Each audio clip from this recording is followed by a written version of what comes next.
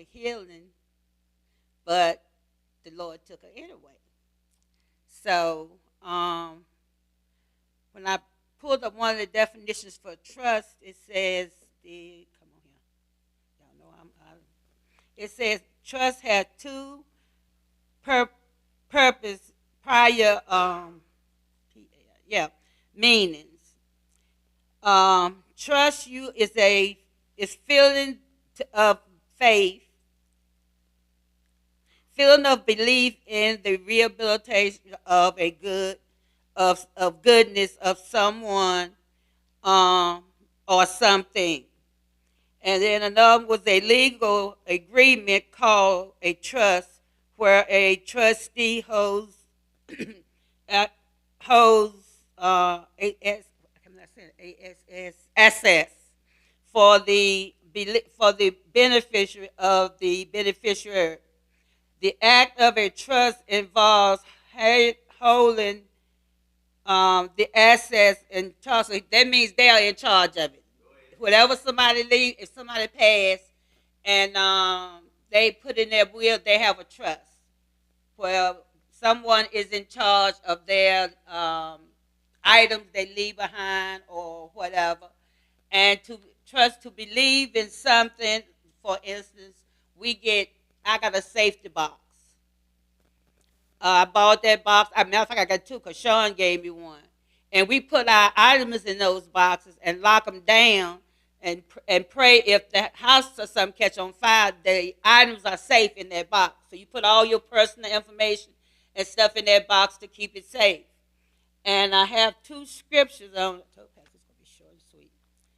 She laughed at me. Psalms 37:3 says, trust in the Lord and do good. Live in the land and be safe. Seek your happiness in the Lord, and he will give you your heart's desire. So as we trust and believe and we ask God, like Pastor God this morning said about her bank account. She told the Lord she needed some money. And what they used to say, wham, bam, thank you, ma'am. She got it. So I tell him every day that I need some money. I said, I need a whole lot of money because she told us that. And we have to trust and believe when we get in a position where we need some finances, it's going to be there. Because sometimes your heart's desire is not God's will for you. So we got to trust God and believe that he knows what's best for us. So if I go out there and say, God, I'm going to go buy this $10 million house, and he know I ain't got no business in there, I'm not going in there. So I thank God for I trust. I try my best to do all the trusting in him I can. And Proverbs 3:5 says, trust in the Lord with all your heart. Never rely on what you think or know. So that's a lot of times we want to go on with what we know, and but can't always believe in what I know. Because if I want to say something, and like Pastor was saying this morning, sometimes we want to speak and we shouldn't speak. So I trust God to let me speak at the right thing at the right time. When I was on the farm, and we farmed, and if you ever work tobacco, you don't get money but once a year. So you have to prepare yourself from one season to the next season. So I had to put stuff in place and lay stuff like this and trust God that it was going to work out to my good. When we was down there on that old farm and working it like we were doing, I said, God, I know you got better for me. Like B said, when I moved in the house, we didn't even have lights. We had to use lamps until we got our lights cut on. We went in there, we didn't even have a TV when we went in there. So as we went along, someone blessed us with a television. And I thank God for that. But then you had to learn how to survive. You had to if I fed my kids now what I fed them back then, they would think I was crazy. But we didn't have a whole lot, so we had to trust God and lean on Him. So I said, Lord, I know you got better for us. We need better. We're working with a man every year. He took more of our money than we got. And you never paid out of debt. So another gentleman lived up the road further from us. He had a farm. And he told us, he said, Barbara, if y'all come over here, I'll fix up this house for y'all and I'll do this and that. I promise you it'll be better. So the first year when I told Lewis, because I used to hire out, the days we was off, I would go out and hire out to make extra money so we would have to get stuff. So I was working with him. So I'd come back and told Lewis what he said. And Lewis said, I don't know, we ain't going over there. So we stayed where we was at about 2 more years. I worked with that man. He said the same thing. I said, fix it. I went to the house and told Lewis, I said, I'm going. You can stay here if you want to. Because I knew God got better for us. So we moved from one farm to another one and did the same type of work. But when we sold tobacco, that man, the first time we sold tobacco with him, he came and put $1,000 in Lewis' hand. And we thought we was millionaires. Because back then, you could get something with your money. So I trust God. I knew he had better for me. I knew. So we went on, stayed with him a couple of years, and he started getting sick. And I went to church to a revival one night at my old church. And I was sitting there, and this lady, she said, come here. And I got up, and she asked me my name and asked me, was I married? I said, yes. She said, is your husband here? I said, yes. She called him up. And she said, God got better for you. She said, he got a house for you. I'm like, I'm on my own house. She said, he got a house for you. She said, so went on home and we worked. And I'm like I was like this. I thought the house was going to fall out the sky. Somebody just going to give me a house or something. And then we worked on that farm so many years. And I sitting there one day and I said, you know what? If God got a better house for me, I got to do something. Because what the scripture said, faith without work is dead. So I said, okay, God, I got to do something. So I sit there. I said, okay, I'm going. God going to help me get this house. So when I went to see the people about the house, they told me that we didn't make enough on the farm to get it. So one of us had to go get a public job. Lewis wasn't going to do nothing. So I said, okay, God, I'm going to have to get a job. So one of the ladies that go to our church, she was retired. And she said, Barbara, come on, I'll help you get this job. And I'm like, Lord, you know I don't like cleaning. Because she was a janitor at Vassar Walker. I said, Lord, you know I don't like cleaning. I said, okay, God, I trust you. I said, I trust you. If I get the job, I can do it.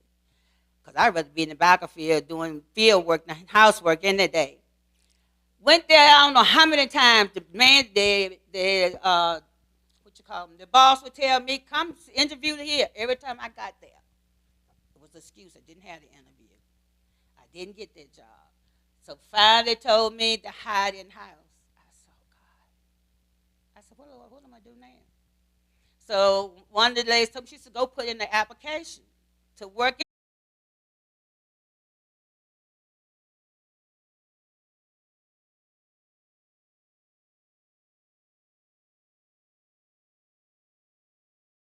Interview the same day.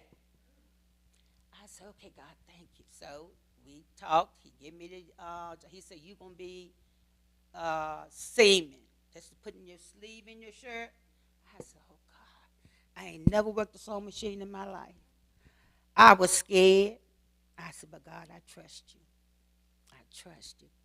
Went in there that Monday morning, he hired about 5 people. And he was telling each of us our assignment. When it got to me, he said, you're going to be inspecting. I said, God, thank you. He said, no, I told you was going to sew hoods. I said, I'll take the inspection job. I'll take it. So I went in there, and I took that inspection job, I learned my job in less than 2 weeks. They give you like 60 days or something to learn your job. But you could go in there and put your headphones on and you could listen to your music. And I had a whole case of gospel tapes. And I learned my job within less than 2 weeks. And I was making production and everything. And I said, oh, God, I thank you. I trust you, God. I said, okay. The folks told me I couldn't come back within a year to get the house. I had to wait a year before I could go back. And about 6 months, I said, I said, okay, God, we're going to Halifax. We're going to see about this house today. Went in there and got the appointment. They took the paperwork, everything in, and we was approved for the house. So trusting God and believing Him, I told Pastor, even when I was a child, little bitty thing, I always loved the Lord. I always trust God. I always believe in God. So look where I'm at now. I got my house. I trust God. I came to Clear Vision, came to Let Go of the Pain at the time. Pastor, Don, Karen, Sean, and Carlisle. Once Pastor told me I had to get that license, once again, scared to death. Scared to death. But they pushed me. And pushed me, and I prayed, and I trust God, and I got my license. So now, we still have to continue to trust God because when B's daughter passed, I don't know about anybody else, but I know it shook us because we had prayed and agreed for her healing, and she passed. But B said, she know the Lord, she loved Jesus. So I was watching Highway to Heaven the other morning, and this little child was getting ready. They had told the child, the child was going to die and everything, and her parents and everything was praying that she lived, but he was in such a position that he was ready to go. He trusted God to take him. So I thought about Mama Andrew and Don. Mama Andrew said for a long time she was tired. Was talking about how tired she was.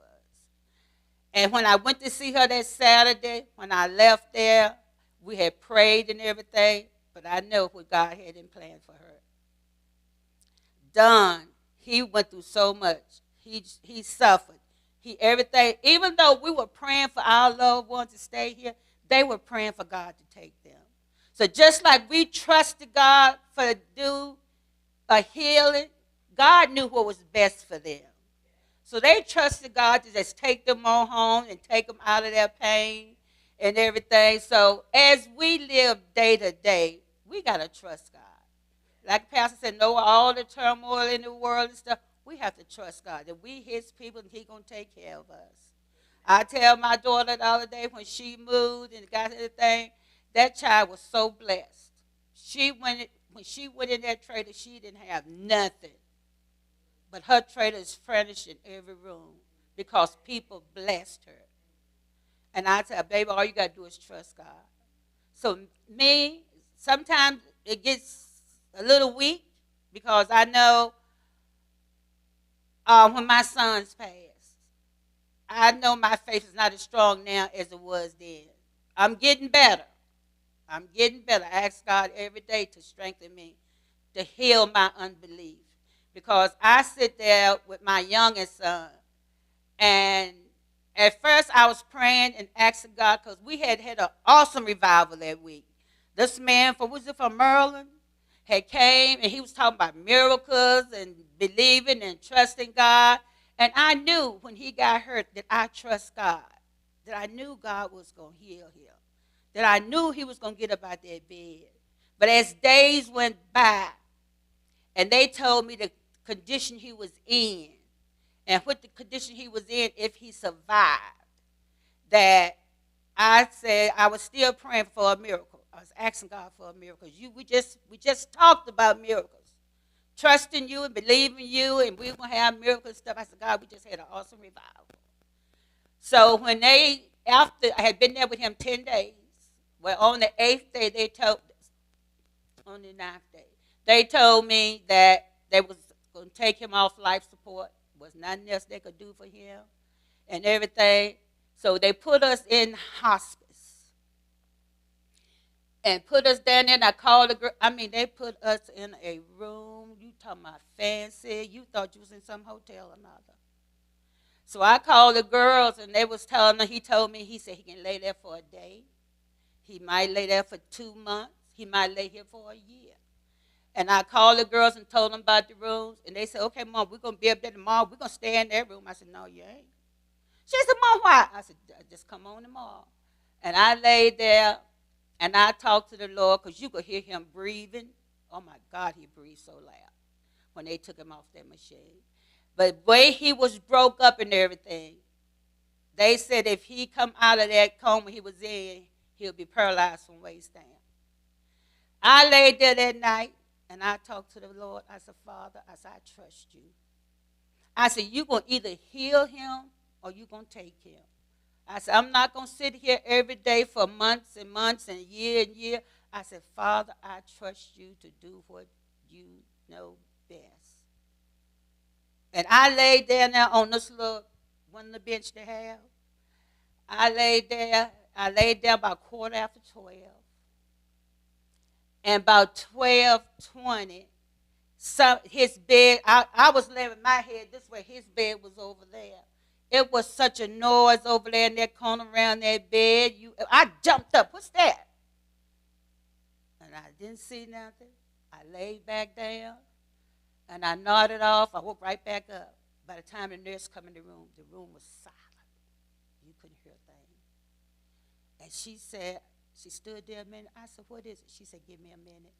And she went over to him, and she said, he's gone. I said, thank you, Lord. Yes, it hurt. But I know the way he was broke up and everything, he wouldn't have wanted to stay here like that. No matter what I want, God knows what's best. God knows what's best. And so we put our trust in God. We ask God for things sometimes. It don't always work out our way. Because it just said, don't lean to your own understanding. Because our understanding is not always right. God understands what's best for us. And then when I watched Highway to Heaven, and they did like I did, I thought about Don and Mama Andra and my boys and Pastor's son. I said, okay, God. Even though we ask you for healing for someone, even though we pray, we know you're a miracle worker, but you know what's best. Even though we asked them you to let them stay here, you know what's best for them. Your daughter knows what was best for her. You was pleading for one thing, and she was asking God for something else. So I just thank God. So that's why I try my best to put my trust in the Lord. I pray that y'all continue to trust in the Lord. I pray that I said something to help somebody. But now the floor is open. If you got something you want to say about trust, now's the time. Because that's all I have.